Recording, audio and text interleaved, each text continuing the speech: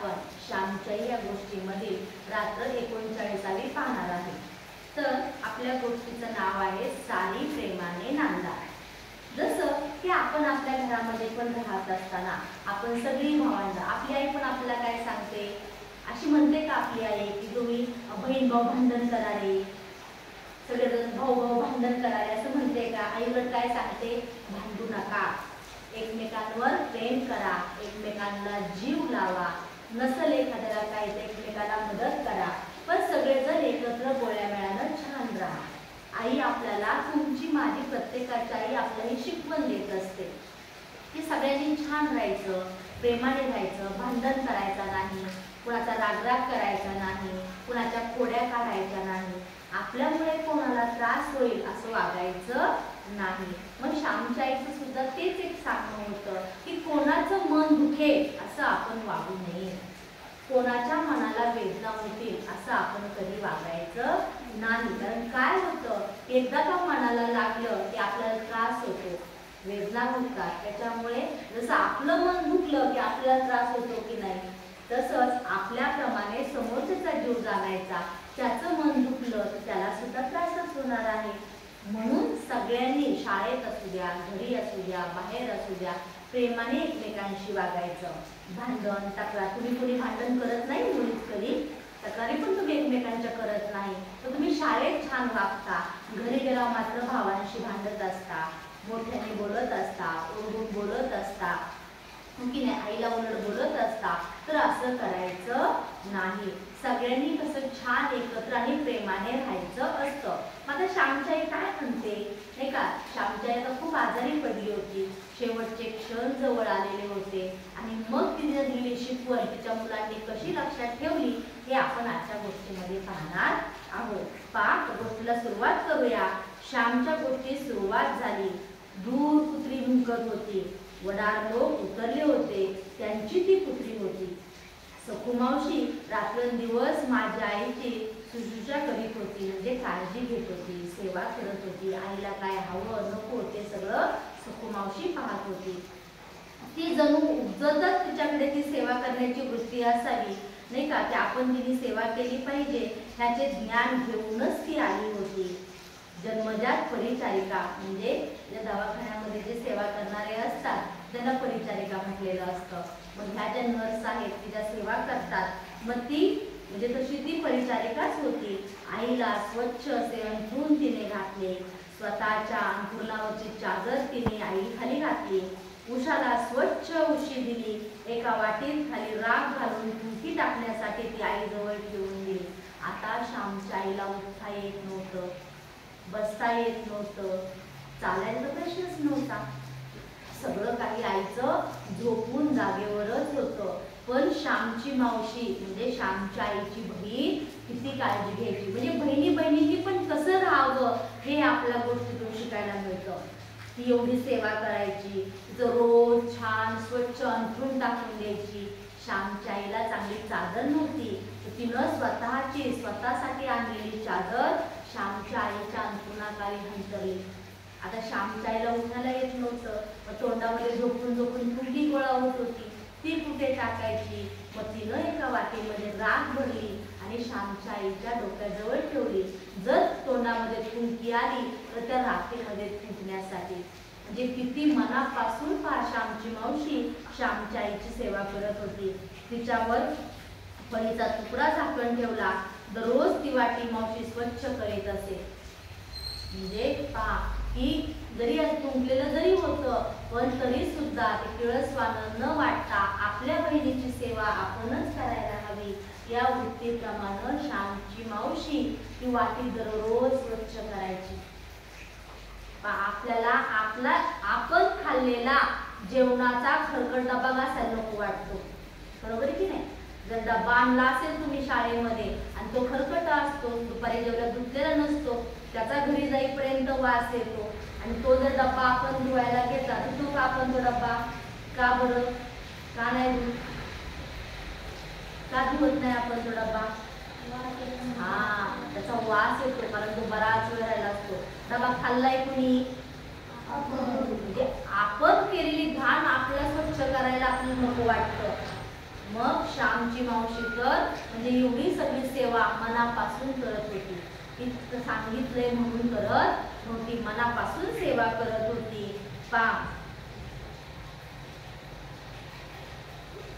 दारे लावून 2 दिवशी आईची अंग नीट कडक पाण्याने टॉवेलने भिजवून ती पिळून त्याचे पुसून काढी. म्हणजे या ठिकाणी श्याम म्हणतो की आता श्यामच्या आईला उठायला बसायला येत नव्हतं, म्हणून तिला आंघोळ करणं मात्र अशक्य होतं. पण जर आपण बिना आंघोळीतच राहिलं तर आपल्या अंगाचा वास येतो, आपल्या जवळ कुणी येत नाही, आपल्याशी कुणी मैत्री करत नाही, आपल्याशी कुणी बोलत नाही. मग आपल्या अंगाचा वास येऊ नये म्हणून दररोज आंघोळ करायची. सकाळी उठल्या उठल्या स्वच्छ आंघोळ करायची. स्वच्छ आंघोळ केल्याशिवाय शाळेला सुद्धा कुणी यायचं नाही. मग आता रविवारची शाळा नसते, मग रविवारची आंघोळ करायची का? दररोज आंघोळ आपण केली पाहिजे. पण आता ही गोष्ट मात्र श्यामच्या आईला शक्य होती. मग श्यामची मावशी असं पूर्ण उकळतं पाणी घ्यायची, छान गरम गरम पाणी घ्यायची, त्यात टॉवेल असा बुडवायची, तो पिळून काढायची आणि आईचं सगळं अंग स्वच्छ पाण्याने पुसून काढायची. म्हणजे आईचं अंग असं स्वच्छ दिसलं पाहिजे, ती आजारी आहे असं वाटलं नाही पाहिजे, तिच्या अंगाचा वास नाही आला पाहिजे, नाही का. तिने बरोबर थर्मामीटर आणले होते. ताप बरोबर पाहिली, ताप अधिक वाढू लागला तर कॉटन वॉटरची पट्टी कपाळावर ठेवी. आईच्या खाली मेन कापडावर कागद घालून त्यावरच आईला शौच करावयास सांगे. बघा काय काय काळजी घ्यायची, काय काय सेवा करायची, किती बारकाईने सांगितले श्यामने. आईला ताप होता, खूप ताप आला तर आईच्या कपाळावरती ती पट्ट्या ठेवायची. तुमच्या पण ठेवते की नाही मिठाच्या पाण्याच्या पट्ट्या? मग तसं ती आईच्या कपाळावर पट्ट्या ठेवायची. आता आईला आता टॉयलेटला तर येतेच की नाही आपल्याला, आपण जेवण केलं तर असं आहे का आपण आजारी पडलो तर आपल्याला टॉयलेटला जावं लागत नाही? टॉयलेटला तर जावंच लागतं. आता श्यामची आई जाणार कशी? मग आई मावशी काय करायची, तिच्या अंथरुणावरच एक कापड ठेवायची, तिने जाग्यावरच शौच केलं की मग ते निघून धुवून टाकायची. एवढ्यापर्यंत सेवा केली. बघा तो कागद मग ती काढून घेई, दुसरा घालून ठेवे. आईची जितकी काळजी घेणे शक्य होते तितकी ती काळजी घेत होती. आईला ती भात देत असे. तिने रतिबाचे दूध सुरू केले. सकाळी विरजले दूध रात्री ढवळी, रात्रभर विरजले दूध सकाळी ढवळी. ते गाळून घेई, नाहीतर त्यात लोणी यावयाचे असे ते अधुमरे ताक मावशी आईला द्यावयाची. येताना तिने मोसंबी आणली होती. पुरवून त्यांचा रसही ती देत असे. साऱ्या जन्मात आईची कधी व्यवस्था नव्हती. कारण आता मावशी आली तर मावशीनं आईसाठी संधी आणली. आईला आयुष्यभर कधी दूध मिळालं नाही, दुधाचा चहा सुद्धा तिला पेता आला नाही. पण ज्या वेळेस आई अंथरुणाला खेळली त्यावेळेस मावशीनं आईच्या अंगामध्ये ताकद राहावी म्हणून आईला रोज दूध द्यायला सुरुवात केली. दुधाचं त्याने ताक लावलं, दही केलं आणि ते ताक करून ती आईला प्यायला देत असे. संत्र्यांचा रसही देत असे. कारण परिस्थिती नव्हती त्यामुळे आईला कधी पोटभर जेवायलाही मिळालं नाही. जसं तुमची माझी आई सुद्धा बाळांनो खूप कष्ट करते. ती सकाळी सकाळी आपलं सगळं आवरते, आपल्यासाठी खाऊ करते, नाश्ता करते, जेवायला बनवते, घरातल्या सगळ्यांसाठी नाश्ता जेवण सगळं काही करते, घरातली सगळी कामं आवरते आणि मग दुपारी 12 वाजता खाते. अशी कोणाची आई आहे रे बाळांनो? ती उठल्या उठल्या आज उठली आईने स्वच्छ आंघोळ केली आणि आता आई खायला बसली. आई अशी कोणाची आई? कोणाचीच आई अशी नसते. ती जी आता उठलीये, स्वच्छ आंघोळ केली आणि तिने स्वतःच्या खायला सुरुवात केली. आपल्या मुलाबाळांना दिल्याशिवाय, घरातल्या सगळ्या माणसांना दिल्याशिवाय, घरातली कामं आटोपल्याशिवाय आपली आई कधीच खायला घेत नाही. आपल्या डॉक्टरांनी सांगितलेलं असतं, जेव्हा जेव्हा ती आजारी असते तेव्हा डॉक्टरांनी तिला सांगितलेलं असतं की सकाळी उठल्या उठल्या नाश्ता करा, गोळी खा आणि मग आराम करा आणि मग वाटलं तर काम करा, बरं वाटलं तर. पण आपल्या आई कधी आराम करते का रे? असं आहे काही आपली झोपूनच राहिलीये? नाही, ती गोळ्या खाते आणि तरी कामच करत राहते. म्हणून बाळांनो की आपली आई आपल्यासाठी खूप कष्ट करते. श्यामच्या आईचं सुद्धा संपूर्ण आयुष्य कष्ट करण्यातच गेलं. आता असं होतं का की शिळं राहिलंय, रात्रीची चपाती भाजी राहिली आणि आईनं आपल्याला डब्याला दिली, किंवा आज सुट्टी आहे आपल्याला खाऊ खायचा आहे, मग रात्रीचं शिळी भाजी आणि चपाती आईनं आपल्याला दिली, ती कोण खातं रे? बाबा खात नाही, मुलांना आई देत नाही, कोणीच खात नाही. शिळं राहिलेलं सुद्धा कोण खातं? फक्त आई खात असते. म्हणजे ताजे अन्न सुद्धा तिला पोटभर कधी वेळेला खायला मिळत नाही. ज्या वेळेला ती आता अंथरुणाला खेळलेली आहे, तिच्याच्यानं काही करवत नाही, त्यावेळेला ती मावशी आईला खायला व्यवस्थित देत आहे, तिची काळजी व्यवस्थित घेत आहे. साऱ्या जन्मात हाल झाले, परंतु मरताना मावशीने हाल होऊ दिले नाही. मावशी म्हणजे मूर्तिमंत, कळकळ व सेवा, अत्यंत निर्लस व व्यवस्थित. कारण श्यामच्या मावशीनं श्यामच्या आईची खूप काळजी घेतली, खूप सेवा केली. आता पुढे सांगते पा, ती मथीसारखी म्याव म्याव करते आहे, तिला आज भात नाही काय घातलास? आईने विचारले. म्हणजे आई अंथरुणाला खेळलेली आहे, तरी सुद्धा आईला इतरांचीच काळजी आहे. आता आई म्हणते का जाऊ दे, मलाच उठता बसता येत नाही, मलाच खाता येत नाही, मी माझंच बघितलं पाहिजे? नाही. घरातली मांजर, तिचं नाव आहे मथी, ती मांजर सारखी म्याव म्याव करते आहे. तर आई काय विचारते, का रे आज तिला भात नाही का खायला दिला? ती सारखी ओरडते आहे म्हणून. आईच्या आवडत्या मांजरीचे नाव मथी होते. मथी दुधाणीला कधी तोंड लावित नसे, तिला थेंबर दूध घातले म्हणजे पुरत असे. दुधाचं पातेलं ठेवलंय, भांडं ठेवलंय, ते उघडं जरी असेल तरी ती पाळलेली मांजर कधी त्या पातेल्यामध्ये तोंड घालायची नाही. जेवढं तिला तिच्या भांड्यामध्ये खायला दिलं जाईल तेवढंच ती खात असे. पण कुठलंही तिने असे पदार्थ उष्टे केले नाही किंवा खराब होईल असं ती कधी वागली नाही. त्यामुळे श्यामच्या आईला ती मांजर अतिशय प्रिय होती. मोठी गुणी मांजर. आई आजारपणात त्या मांजरीची चौकशी करत असे. अक्का, तिला भात घातला परंतु ती नुसते तोंड लावी. दुधा तुपाचा भात, परंतु तिने खाल्ला नाही. खाल्लं असेल उंदीर बिंदीर, मावशी म्हणाली. बघा आता काय झालंय, जसं श्यामच्या आईला पण जेवण जायना झालं आता खूप आजारपणामुळे. मग आता मांजर पण होती, जसं म्हणून श्यामच्या मावशीनं त्या मांजरीला सुद्धा दूध तूप घालून भात दिला, पण मांजरने तो भात खाल्ला नाही. जेवढा ताटामध्ये मांजरीचा तो भात दिला होता तेवढा भात आहे तसाच होता. ती फक्त त्या ताटली जवळ जायची, वास घ्यायची आणि बाजूला व्हायची. तिनं तो दूध भात तूप भात खाल्ला सुद्धा नाही. तर मावशीला कसं वाटलं, मांजराने उंदीर खाल्ला असेल म्हणून ती दूध भात खात नसेल. नाहीतर पोटबीट दुखत असेल तिचे, मुकी बिचारी, बोलता येत नाही, सांगता येत नाही. आई म्हणाली. मावशी म्हणाली तिने उंदीर खाल्ला असेल, पण आईच्या मनाला पटे ना. आई सांगते, अगं तसं नसेल ग, मांजरीचं पोट दुखत असेल, तिला काय सांगता येतं का, तिला काय बोलता येतं का, तिला काही करता येत नाही म्हणून तिने खाल्लं नसेल. आईचे दुखणे वाढतच होते. दुखण्याचा पाय मागे नव्हता, पुढेच होता. म्हणजे पुढेच पाय होता, म्हणजे दुखणं आता काही बरं होत नव्हतं. अंगातला ताप काही बरा होत नव्हता, तो ताप वाढतच चालला होता. मुंबईहून माझा मोठा भाऊ 4 दिवसांची रजा घेऊन घरी आईला भेटावयास आला होता. नुकतीच त्याला नोकरी लागली होती, रजा मिळत नव्हती. मोठ्या मेहनतीवर 4 दिवसांची त्याला रजा मिळाली. आई आजारी आहे म्हणून श्यामचा मोठा भाऊ आईला भेटण्यासाठी आला. आईला पाहून त्याला बडबडवून आले. म्हणजे त्याला खूप रडू यायला लागलं. आई, काय ग तुझी ही दशा, तू इकडे होतीस, काम करत होतीस. आई, आम्ही तिकडे खुशाल खात होतो. त्याला वाईट वाटायला लागलं, त्याला खूप रडू यायला लागलं. तो म्हणतो, आई तू इकडे काम केलंस, कष्ट केलंस आणि आम्ही मात्र तिकडे आईचं बसून खाल्लं ग.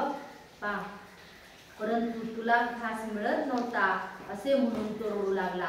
आई, तू आम्हाला पोटभर अन्न मिळवण्यासाठी खूप काम केलं, कष्ट केलं, पैसे पाठवले, पण तू मात्र स्वतः खाल्लं नाहीस, नुसतं कामच करत राहिलीस. आणि असं म्हटल्यानं त्याच्या भावाला रडणं आवडेना.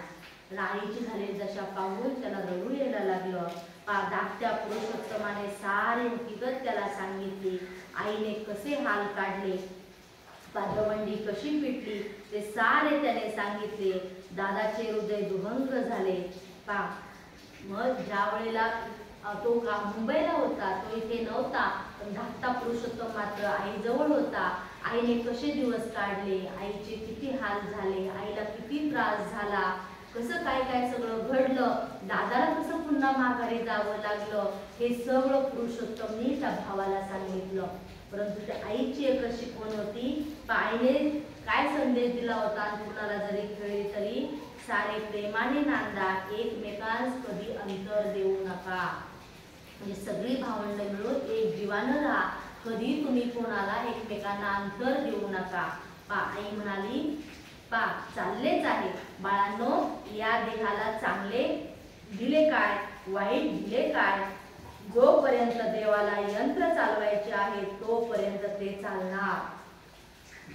म्हणजे एवढ्या आजारपणा सुद्धा आई किती खंबीर आहे. आई सांगते, बाळांनो रडू नका, काळजी करू नका. जरी मी स्वतः जरी खाल्लं असतं, चांगलं अन्न जरी खाल्लं असतं, तरी सुद्धा भगवंताने हा देह दिलेला आहे आणि हा दिलेला देह भगवंताची इच्छा आहे तोपर्यंतच चालणार आहे. जोपर्यंत आपली कर्म प्रारब्ध शिल्लक आहेत तोपर्यंतच हा जीव इथं राहणार आहे बाळांनो. मग आई तर सांगते की आपण जास्त काळजी करायची नाही किंवा जास्त विचारही करायचा नाही आणि दुःख किंवा वाईटही वाटून घ्यायचं नाही. तू वाईट वाटून घेऊ नकोस, तुम्ही का तिकडे चैन करता. आई सांगते, बाळा तू काही वाईट वाटून घेऊ नको, माझा आजार पाहिल्यामुळे तू असं मनाला लावून घेऊ नको, कारण तू तिकडे काही आराम करायला गेले नव्हता, तूही तिकडे पोट मारून कामच करत होतास. तूही दिवसभर काम करतोस, तू 5 रुपये पाठवलेस, मला धन्य वाटले.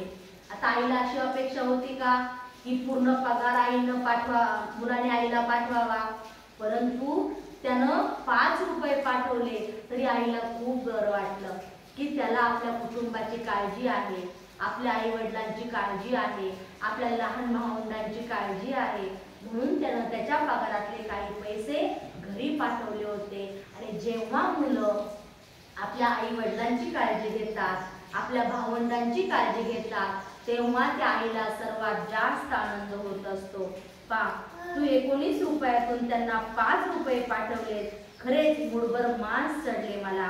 मुलाकडून आलेली पहिली मनी ऑर्डर पाहून त्यांना आनंद झाला. आता मला चिंता नाही. आता आई सांगते, आता मला काळजी नाही, कारण तुला तुझी जबाबदारी समजलेली आहे. आपल्या भावंडांशी कसं वागायचं, कसं बोलायचं हे तुला समजलेलं आहे. आई आजारी आहे, आपल्या भाऊंकडे वडिलांकडे पैसे नाही, मग आपण मिळवतं झालं पाहिजे, आपण आपल्या कुटुंबाची जबाबदारी घेतली पाहिजे. आपल्या घरातल्याला काय खायला द्यायचं, काय खायला नको असेल किती द्यायचं हे तुला आता समजले. त्यामुळे आई सांगते, आता मला काळजी नाही. पुढे, तुम्हाला तयार करणे एवढेच माझे काम.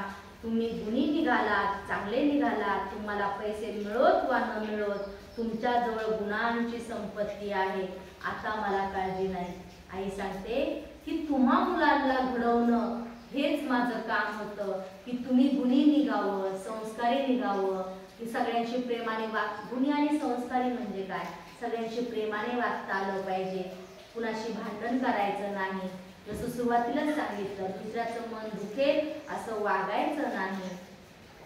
आपल्या आई वडिलांची काळजी घ्यायची, आपल्या भावंडांची काळजी घ्यायची. तेव्हा आई सांगते, जरी तुम्ही कामाला लागलात, तुम्हाला 4 पैसे कमी मिळाले तरी चालतील, इतरांचे एवढे भरपूर पैसे तुमच्याकडे असायलाच पाहिजे असं नाही, परंतु तुमच्या संस्कारांची आणि मनाची श्रीमंती खूप मोठी आहे आणि ती तुम्हाला आयुष्यभर होते. जसं की आपल्याकडे आता पैसे असतील ते उद्या असतीलच असं नाही, ते कधी जास्त होतात कधी कमी होतात, परंतु आपले संस्कार हे मात्र बाळांनो जसेच्या तसे आपले आयुष्यभर टिकतात. आणि या संस्कारामुळे आपण या जगाच्या बाजारामध्ये ताठ मानेने वावरू शकतो, कारण आपल्या हातून कमीत कमी चुका होतात. असं होत नाही की चुका होणारच नाही, पण आपण माणूस आहोत, माणूस म्हणून जन्माला आलेला आहोत. करता करता कधीतरी आपलं मन भरकटतं आणि या भरकटलेल्या मनातून आपल्याकडून चुका होतात. कधीतरी आपल्या मनामध्ये मोह निर्माण होतो, कधीतरी आपल्या मनामध्ये द्वेष निर्माण होतो, कधीतरी आपल्या मनामध्ये राग निर्माण होतो. पण याचा अर्थ असा होत नाही की आपण कायम तसेच राहू.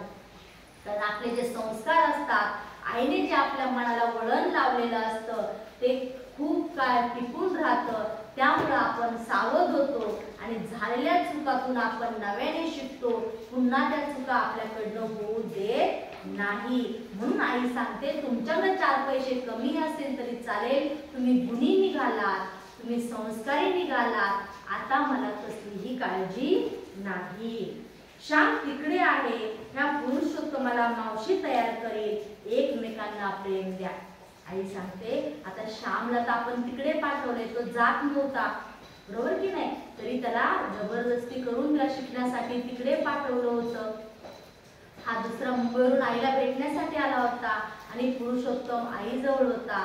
तेव्हा आई सांगते, श्याम आता तिकडे आहे शिकायला, त्याला तो व्यवस्थित आहे, त्याला समजतं, चांगलं वाईट समजतं, कोणाशी कसं बोलावं, नम्र कसं राहावं, कोणाची काळजी कशी घ्यावी, किती प्रेमाने वागलं पाहिजे हे श्यामला समजतं.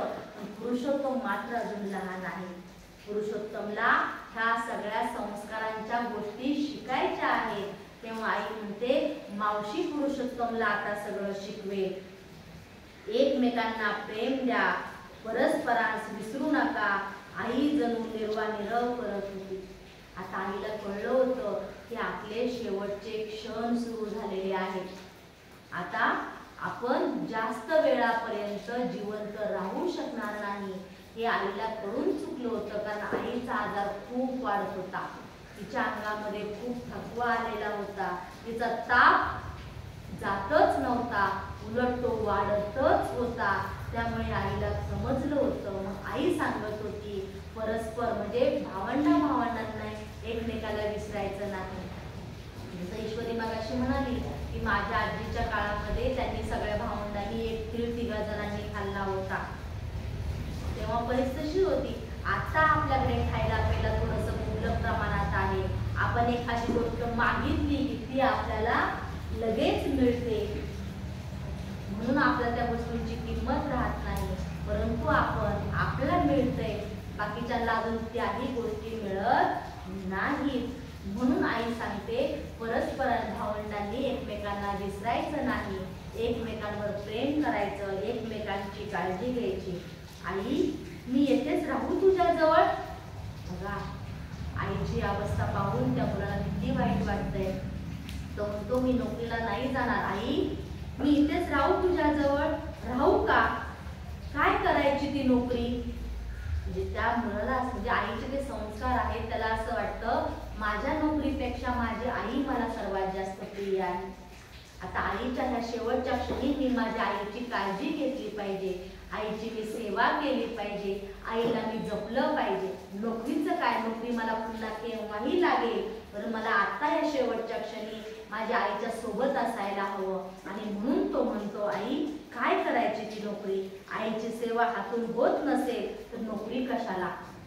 त्याच्या मनाला किती वाईट वाटतंय. म्हणजे श्यामच्या आईनं त्याच्यावरती किती चांगले संस्कार केले. तो म्हणतो, आई जर तू मला जन्म दिलास, तू मला वाढवलंस, लहानाचं मोठं केलंस, चांगलं वाईट तू मला ओळखायला शिकवलं, मैत्री कोणाशी करायची, कोणाशी सोबत कसं वागायचं, ह्या सगळ्या गोष्टी तू मला शिकवल्या. आज मी एवढा मोठा होईपर्यंत माझी सगळी जबाबदारी तू उचललीस आणि आता मात्र तुझे हातपाय थकले, तुला काही करता येत नाहीये. आणि मग अशा वेळेला मला तुझी जर सेवा करता येत नसेल तर माझा मुलगा म्हणून काय उपयोग. मला ती नोकरी करण्यापेक्षा मला तुझी सेवा करायला जास्त आवडेल. कारण तुझा मुलगा म्हणून मी जर तू आजारी असताना जर मी तिकडे गेलो, नोकरी करायला गेलो, माझ्या हातून जर तुझी सेवा घडली नाही तर माझा जन्म असाच वायाला जाईल. पहा, तो पुढे म्हणतो, आई मला नोकरीची हाव नाही, खरोखरच नाही. तुझ्या पायांच्या सेवेपेक्षा वरिष्ठांचे बूट मला पूज्य नाही. तो किती कळवळा करून आईला सांगतो, आई अगं तुझ्या पायांची खरंच मला सेवा करायची आहे, तुझी सेवा करता यावी हाच माझी मनाची एक इच्छा आहे. मी नोकरी करून तिथे त्यांचं काम करून तो आनंद मिळवण्यापेक्षा मला सर्वात जास्त आनंद तुझी सेवा करताना मिळेल. आई तुझे पाय तुझी सेवा यातच माझे कल्याण आहे, माझे भाग्य माझा मोक्ष माझे सारे काही आहे. आई मला वेगळं काही करावं लागणार नाही ग. मी आज जन्माला आलो म्हणजे आज तुझी सेवा केल्यानं मला भगवंताची प्राप्ती होणार आहे. कारण आयुष्यामध्ये मला ह्या मोक्षासाठी वेगळं काही करावं लागणार नाही. आपली आईची सेवा केली की आपल्याला भगवंत सुद्धा भेटायला येत असतो. तुम्हाला मी पुंडलिकाची गोष्ट सांगितली होती, हो की नाही? म्हणजे देवाची सेवा करून आपल्याला आई वडील भेटत नाही बाळांनो, परंतु आई वडिलांची सेवा केली की भगवंताला आपल्या भेटीला यावं लागतं. आणि तेच तो सांगतोय आई की मला तुझी सेवा करू दे ग. तुझी सेवा केली म्हणजे तुझा मुलगा म्हणून माझा जन्म सार्थकी लागेल, माझ्या आयुष्याचं कल्याण होईल आणि मी मला स्वतःला भाग्यवान समजेल. म्हणजे आईची सेवा करण्यासाठी त्याचा जीव किती धडपडतोय. आणि आपल्याला आपल्या आईनं सांगितलं जरा पाय दाबतो का रे, माझेच पाय दुखतात ते दाबून. आई म्हणाली माझं डोकं दुखतंय रे, थोडं चेपून देतो का, मला झोप आली. थोडं विक्स लावून देतो का, मॅडमने लय अभ्यास दिलाय, मॅडम मारतील मला उद्या मी जर अभ्यास नाही केला तर. म्हणजे आपण किती कारणं सांगतो. स्वतःहून तर आपण आईची सेवा करत नाही, वडिलांची सेवा करत नाही. आई रोज म्हणते का, रोज म्हणत नाही, कधीतरी आई म्हणते. पण आपल्याकडनं आईची तेवढी सुद्धा सेवा करणं होत नाही. आईने सांगितलं बाळा तांबून आण रे, मी नाही आणणार. ते ताट उचलून घरात नेऊन ठेवतो का, मी नाही ठेवणार, दादाला सांग. जे आपण प्रत्येक गोष्टीला नाही म्हणतो. जर आपण मागितलं आई मला खाऊ दे, आई म्हणजे मी नाही देणार. आई मला वही आणायची, मी नाही देणार. आई प्रत्येक गोष्टीला नाही म्हणल्यावर चालेल का आपल्याला? नाही. मग आपण आईला प्रत्येक गोष्टीला कसं नाही म्हणतो? आईला चालतं की नाही ते? कारण आईसारखं मोठं मन बाळांनो दुसरं कोणाचंच नाही. त्यामुळे आपल्या आईला कधी नाही म्हणायचं नाही. स्वतःहून आईची सेवा करायला शिकायचं, स्वतःहून आईची काळजी घ्यायला शिकायचं. आपण आपल्या आईची काळजी घेणार नाही, मग कोण घेईल आपल्या आईची काळजी? जसं आपण जेवण आपल्याच आईला मागतो की नाही, काळजी पण आपणच आपल्या आईची घेतली पाहिजे. ती आपली जबाबदारीच आहे बाळांनो. पहा तो त्याला किती वाईट वाटतोय. पुढे काय म्हणतो, आई तू सांगशील तसे करेन मी, तू फक्त सांग मला, तू सांगेल तसं मी करेन. राजीनामा मी लिहून आणला आहे. म्हणजे तो आता फक्त विचारायचं म्हणून विचारतोय का? नाही. जेव्हा तो आईला भेटायला येत होता बाळांनो, त्याच वेळेस त्यांनी येताना नोकरी सोडण्यासाठीचा राजीनामा लागतो तो लिहून आणला होता. म्हणजे त्याच्यामध्ये किती आईविषयी प्रेम आहे, किती आईविषयी भक्ती आहे, किती तो भगवंतापेक्षा श्रेष्ठ स्वतःच्या आईला मानतो. देऊ का पाठवून? दादा घरीवरून बोलत होता, त्याला रडू आवडत नव्हतं. आईची अवस्था त्याला पाहवत नव्हती. आई विचार करून हळूच म्हणाली, आता आईच्या तोंडून शब्द सुद्धा फुटेना. आई विचार करून हळूच म्हणाली, गजू सध्या सखू मावशी आहे येथे, नोकरी आधीच मिळत नाही, मिळाली आहे मुश्किलीनं ती ठेव. त्यांना 5 रुपये पाठवीत जा, 2 पाठवलेस तरी चालतील, परंतु दर महिन्याला आठवण ठेवून पाठव. त्यांच्या सेवेत माझी सेवा आहे. म्हणजे आईला स्वतःला अंथरुणावरून उठता येत नाही, बोलता येत नाही, पाणी सुद्धा तिला आता पिता येत नाही, तरी सुद्धा आईला आपल्या कुटुंबाचीच काळजी आहे. आई त्याला सांगते, त्याचं नाव गजू होतं, गजू असं करू नकोस, नोकरी मिळत नाहीये, तू नोकरीसाठी जा. फक्त तुला जे 19 रुपये मिळतात ना, त्या 19 रुपयातले 5 रुपये तू घरी पाठवत जा. ज्या वेळेला तुला 5 रुपये पाठवणं शक्य होणार नाही, 2 रुपये पाठवले तरी चालतील, पण तुझ्या वडिलांच्या नावानं ते पैसे पाठवत जा. त्या 2 रुपयाचा वडिलांना आधार होईल, घर चालवायला मिळेल आणि तू 2 रुपये पाठवून जी वडिलांची सेवा करशील तीच माझी सेवा केल्यासारखं आहे. म्हणजे आईचं अंतकरण किती उदार असतं बाळांनो. मी इतक्यात मरत नाही, एवढ्यात सुद्धा आई किती बळ आणते स्वतःसाठी. तितके माझे भाग्य नाही, झिजत झिजत मी मरणार, फारच अधिक वाटले तर पुन्हा तुला बोलावून घेईन ओ बाळ. आई सांगते म्हणजे मला काही एवढं अजून आजारी वाटत नाही बाळा, मला काही एवढा जास्त एवढा त्रास होऊ नये. आई सांगते मला काही एवढा जास्त त्रास होत नाही. ज्या वेळेला मला असं वाटेल की मला खूपच त्रास होतोय तेव्हा मी तुला पुन्हा बोलावून घेईन, तू मला पुन्हा भेटायला ये, असं आई गजूला सांगते. दादा परत मुंबईत जावयास निघाला, कारण आईने आई सांगेल ते ब्रह्मवाक्य, जसं आई सांगेल तसं वागणारा हा श्याम, गजू आणि पुरुषोत्तम होते. त्यांनी आईचा शब्द कधीही खाली पडू दिला नाही. आईने सांगितलं की नोकरीसाठी जा आणि वडिलांची सेवा कर, तर हा गजू पुन्हा आईच्या सांगण्यावरून आईचं मन राखण्यासाठी आणि आईच्या सेवेसाठी तो पुन्हा कामाला जायला निघाला. अभागी श्याम प्रमाणे अभागी गजानन निघाला, कारण श्याम तर गेलाच होता, श्यामला सुद्धा आईने असंच पाठवून दिलं होतं. आता गजानन सुद्धा आईपासून लांब चालला होता. आईचे हे शेवटचे दर्शन. त्यावेळेस गजाननला सुद्धा माहित नव्हतं की आपण आता आपल्या आईला जे पाहतोय ते शेवटचं, आपण आपल्या आईला पुन्हा पाहू शकणार नाही, पण याची कल्पना गजाननला नव्हती. अशी त्याला कल्पना नव्हती. आईच्या पायावर त्याने डोके ठेवले, आईच्या तोंडाजवळ त्याने आपले तोंड नेले, आईने त्याच्या तोंडावरून डोक्यावरून आपला पुरुष हात प्रेमाने तपतपलेला हात फिरवला, तो मंगल हात फिरवला. आपल्या अशी कुरवाळते का नाही चेहऱ्यावरून हात घेऊन, तसं श्यामच्या आईने गजाननला केलं. आणि आई काय सांगते, जा बाळ, काळजी करू नको, श्यामला मी बरी आहे असेच पत्र लिही. म्हणजे एवढ्यातही असं आई सांगते, तू जर श्यामला कळवलं की मी आजारी आहे, अन्नपूर्णाला खेळलेली आहे, मला उठता बसताही येत नाही, मला जेवण पाणी काहीच जात नाही, माझ्या अंगातला ताप हा उतरतच नाही, हे जर तू श्यामला पत्राने कळवलंस तर श्यामला तिकडे राहावयाचं नाही, श्याम सुद्धा धावत माघारी येईल. त्यामुळे श्यामला कळव मी बरी आहे, माझी तब्येत चांगली आहे, मी आजारी असल्याचं श्यामला सांगू नको. आता आपल्याकडे फोन आहे, त्या काळामध्ये फोन होते का नाही, एकमेकांची खुशाली पत्र लिहून कळवायचे का, असं उगीच काळजी नको त्याला, सारी प्रेमाने नांदा, एकमेकांस कधी अंतर देऊ नका, आईने संदेश दिला. बघा खूप महत्वाचा संदेश आहे. आईने काय सांगितलं का, सारी प्रेमाने नांदा, एकमेकांस कधी अंतर देऊ नका. जड अंतकरणाने दादा गेला, कर्तव्य म्हणून गेला, संसार मोठा कठीण आहे.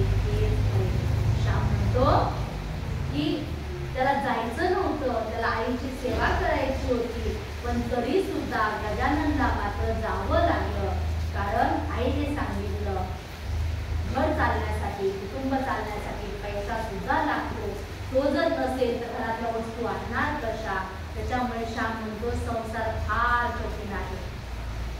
संसार जर नाही हा केला, जर ते नसतं आईची सेवा करता आली असती, पण तो करण्यासाठी मात्र त्याला आईच्या सेवेतून त्याला बाहेर पडावं लागलं आणि त्याला त्याच्या कामासाठी पुन्हा मुंबईला जावं लागलं.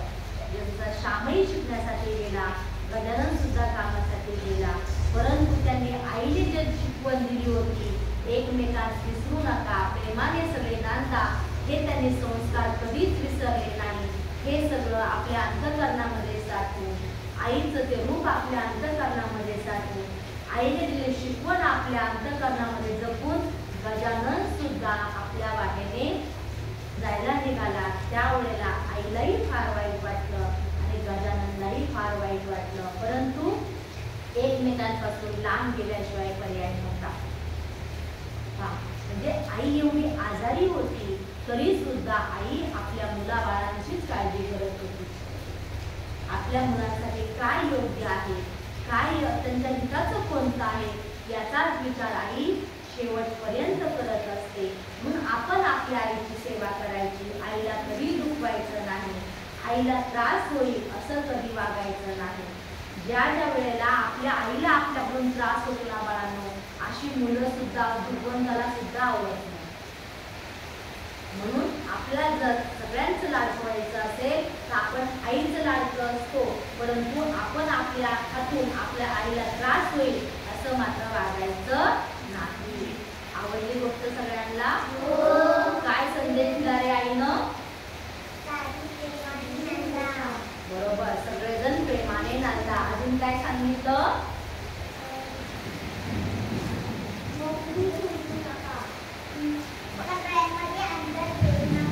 कोणालाही अंतर देऊ नका, कोणाशी भांडण करू नका, सगळेजण प्रेमाने राहा. पण गजाननला काय करावंसं वाटत होतं रे? का बरं?